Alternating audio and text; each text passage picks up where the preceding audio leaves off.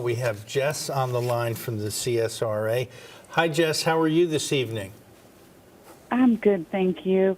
I just wanted to know, I drive for my work. I'm a sales rep for my work, and I wanted to know just, if something was to ever happen, if I was to get into a car accident or whatnot, would that qualify if I'm driving for work? You will, as long as you are within the scope and course of your employment at the time of the accident. Now, there are some parameters. If, for example, if I'm driving from my home to my office, then that's not going to be in the scope and course. If I'm driving from my office to meet with a client or go to a hearing or a deposition, then that is going to be in the scope and course. So the one thing that I look at when people drive for a living is, are they taking any type of detours? That's kind of the big key there. Are you doing something at the time of the accident that was not part of your general course of your employment? And what did they call that in law school? A frolic or something like that?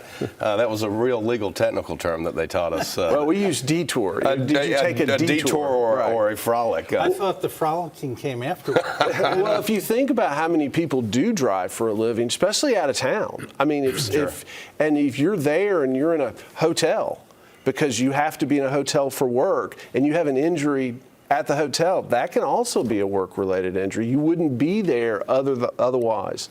So it is very broad. The definitions are very broad. So you would be covered with the exception of what we call a detour.